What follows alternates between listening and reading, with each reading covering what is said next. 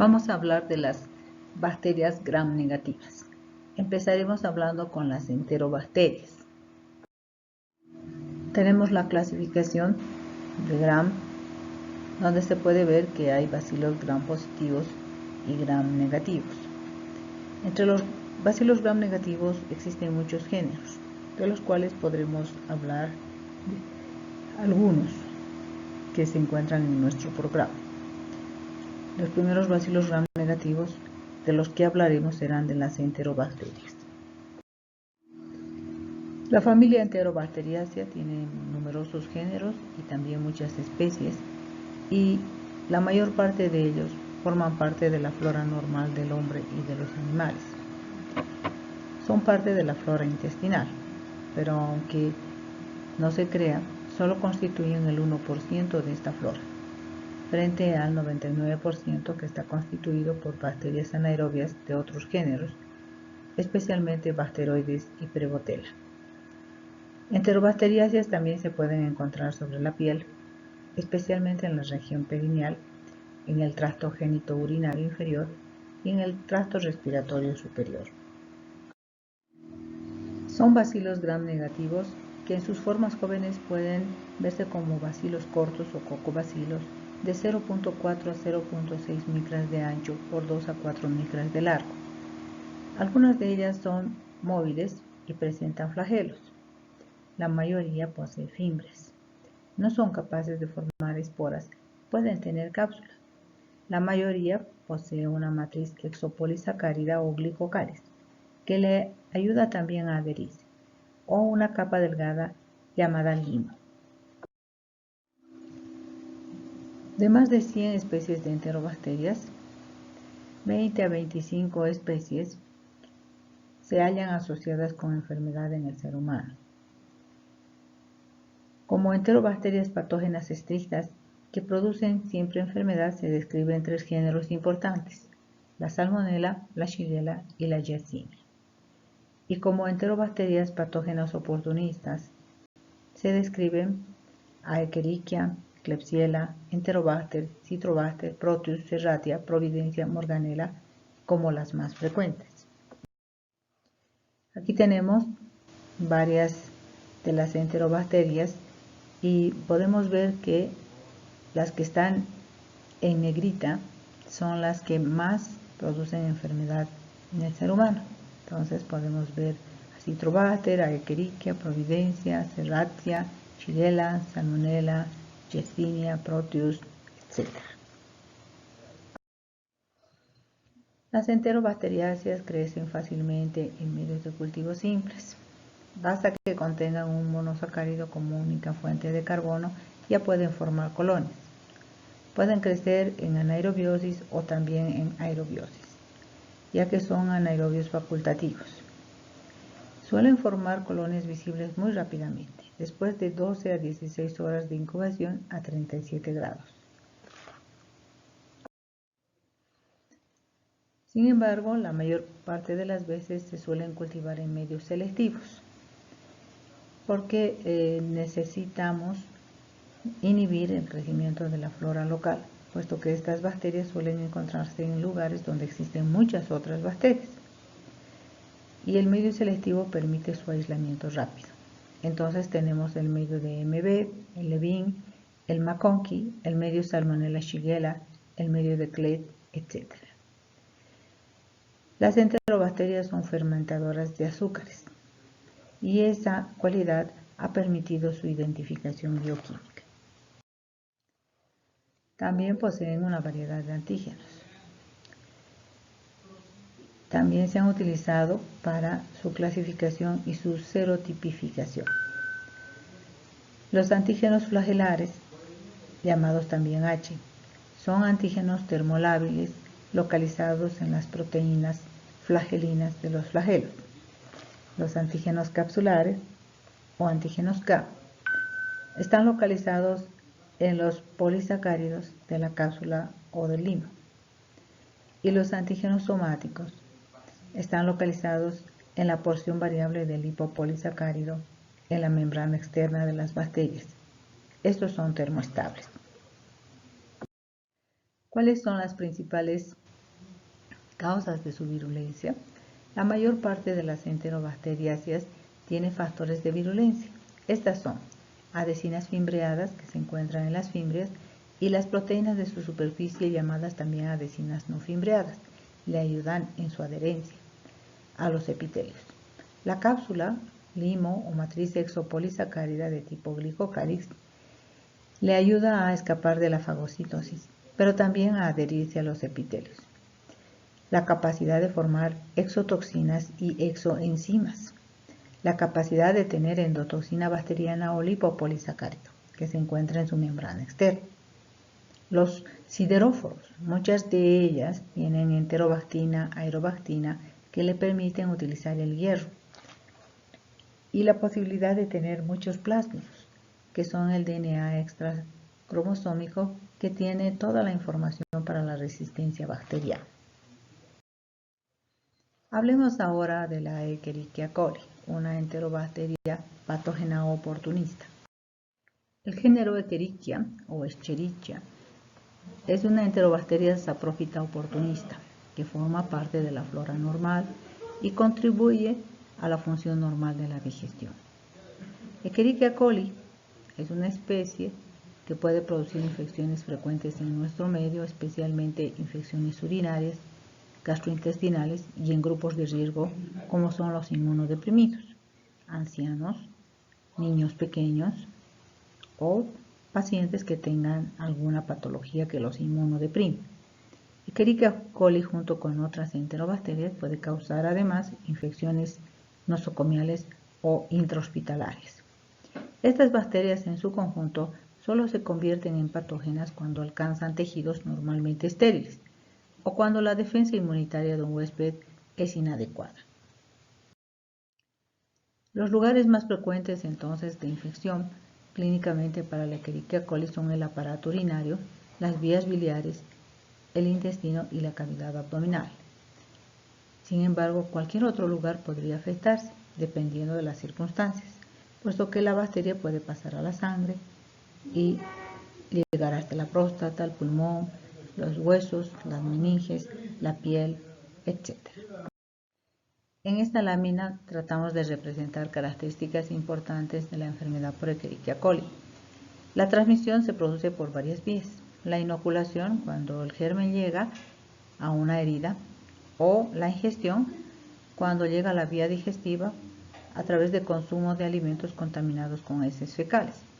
La inhalación, a través de gotitas respiratorias, o la transmisión endógena, cuando el germen migra de la misma flora, pasa a la sangre y llega a cualquier órgano.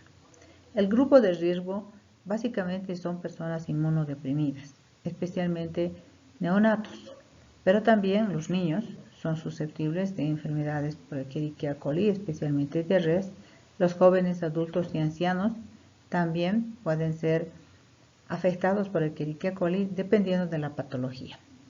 ¿Cuál es la enfermedad que produce? Básicamente son infecciones nosocomiales y del inmunodeprimido. Sin embargo, existen situaciones especiales. Entonces tenemos infecciones del aparato urinario, básicamente uretritis, cistitis,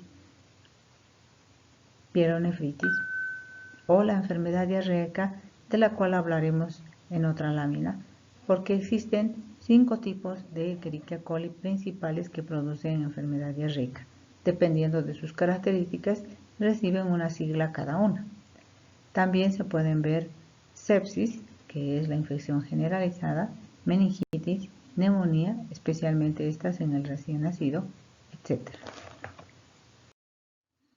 En esta lámina podemos ver una tinción de Gram con los bacilos Gram negativos que corresponden a la Escherichia coli. Una fotografía en microscopía electrónica que muestra el germen.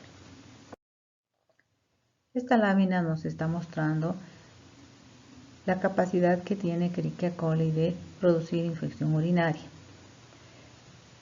Se han determinado los gérmenes que producen infección urinaria y claramente podemos ver que la mayor parte de las infecciones urinarias corresponden a Escherichia coli, menos frecuentemente a Klebsiella. Posteriormente vienen Proteus, Pseudomonas y Las otras bacterias ya menos frecuentes corresponden a Enterobacter, Enterococcus, Citrobacter, Staphylococcus aureus y Acinetobacter. Si podemos observar, veremos que la mayor parte de ellas pertenecen a la familia de las enterobacterias. La Escherichia coli enteropatogénica es la que produce infección intestinal. Puede recibir 5 nombres dependiendo del lugar de afección y de la patogenia. La Escherichia coli puede afectar al intestino delgado y producir una enteritis. Normalmente la enteritis se caracteriza por un poco de fiebre, dolor abdominal, pueden haber vómitos y la diarrea suele ser acuosa, muy abundante, pero poco frecuente. También puede afectar al intestino grueso. En esos casos se produce también fiebre, dolor abdominal, pueden haber vómitos, pero la diarrea suele ser muy frecuente, poco abundante y generalmente suele ser mucosanguinolenta, con pujo y tenesmo.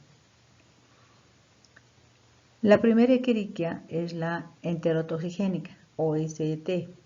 Produce la diarrea del viajero o diarrea infantil y el lugar de afección es el intestino delgado. La patogenia se produce a través de una enterotoxina producida por la bacteria. La Escherichia coli enteropatogénica produce diarrea infantil acuosa, afecta al intestino delgado, pero su forma de actuar es por la destrucción de la mucosa por adherencia del germen a la misma. La enteroagregadora también produce diarrea infantil, actúa sobre el intestino delgado y generalmente es por adherencia agregativa. La Escherichia enteroinvasiva y la enterohemorrágica ambas actúan sobre el intestino grueso. La primera produce diarrea sanguinolenta con destrucción de la mucosa y la segunda produce igualmente una diarrea sanguinolenta por una colitis debido a una toxina llamada la verotoxina que tiene acción citotóxica. Esta última es capaz de producir un cuadro muy grave que es el síndrome hemolítico urémico con bloqueo renal. En esta lámina podemos ver una fotografía de una microscopía electrónica de transmisión donde se ve a Escherichia coli con su genoma, su citoplasma y su glicocálix, que le sirve también para adherirse, sus bilis que le ayudan a adherirse a otras bacterias. Hablemos ahora de otras enterobacterias. Tenemos una fotografía en la que estamos viendo por microscopía de barrido, electrónico por supuesto, donde podemos ver otros tipos de bacilos gram negativos de la misma familia que son prácticamente indistinguibles del Escherichia coli. Todas las enterobacterias oportunistas pueden causar infecciones nosocomiales. Esta tabla así lo muestra. Tenemos los géneros Klebsiella, Enterobacter, Citrobacter, Serratia, Proteus y Providencia con sus especies más importantes. Klebsiella pneumonia, Klebsiella oxytoca, Enterobacter aerogenes, Citrobacter freundi, Serratia marcescens, Proteus mirabilis, Proteus vulgaris, Proteus ruggieri, Proteus stuarti, todos ellos producen infecciones nosocomiales y en el inmunodeprimido. Entre las infecciones nosocomiales más frecuentes son la neumonía y las infecciones de vías urinarias. Klebsiella ocena produce un cuadro llamado ocena y Klebsiella rhinoschleromatis produce el rinoescleroma, ambas patologías muy peculiares de estas especies que afectan la vía respiratoria superior. ¿Cómo realizamos el diagnóstico en relación a las enterobacterias? La muestra depende de la patología. Si estamos frente a una infección intestinal, la muestra serán las heces. Si nos encontramos en una infección de vía urinaria, será la orina. Si estamos frente a una sepsis, tendremos que utilizar la sangre, en una neumonía el esputo, en una meningitis el líquido cefalorraquídeo, etc. La tinción de Gram en general es de poca utilidad, debido a que la bacteria suele estar en los lugares donde hay otras bacterias. Al ser parte de la flora normal, comparte obviamente la alimentación y el hospedaje con un montón de bacterias de la flora. entonces la tensión de Gram no nos ayuda a distinguir, más bien es de confusión. Lo que más se hace es el cultivo en medios selectivos como el McConkey, el Levin, el MB, el Clade, etc. Las pruebas bioquímicas consisten en la fermentación de azúcares. De esta manera podemos distinguir una enterobacteria de la otra.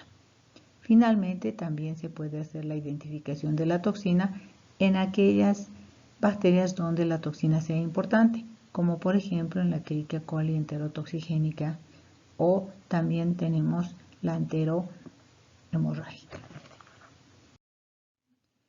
En esta lámina estamos viendo una caja de Petri donde ha crecido precisamente Escherichia coli. Otras cajas de Petri con diferentes medios de cultivo donde han crecido Klebsiella pneumoniae, Escherichia coli y otras enterobacterias como Salmonella proteus mirabilis. La placa de Petri señalada con la letra E corresponde a una Pseudomonas aeruginosa. Esta bacteria no es una enterobacteria. Para el tratamiento. Normalmente en los casos de intoxicación alimentaria, el cuadro diarreico suele ser autolimitado y el tratamiento consiste en la administración de líquidos y electrolitos. Cuando se trata de una infección de intestino delgado o algo más importante, el tratamiento es la administración de líquidos y electrolitos, pero ocasionalmente puede darse antibiótico terapia cuando el paciente no resuelve rápidamente el problema.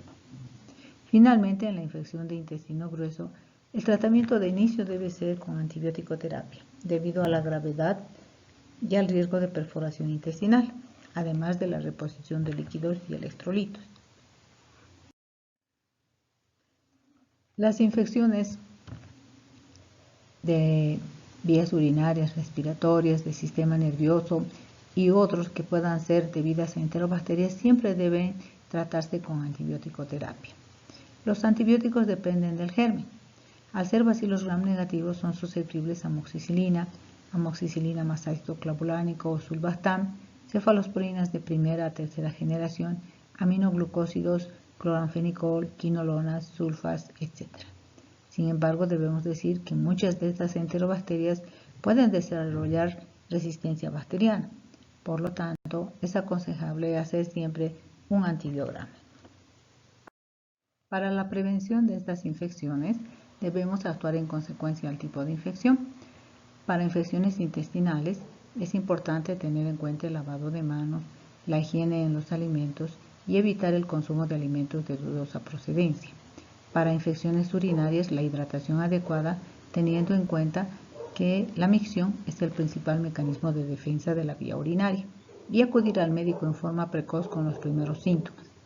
Hacer la vigilancia de los inmunodeprimidos y pensar que cualquier inmunodeprimido puede ser presa fácil de enterobacterias que son patógenas oportunistas que aprovechan la disminución en la capacidad de respuesta inmunitaria.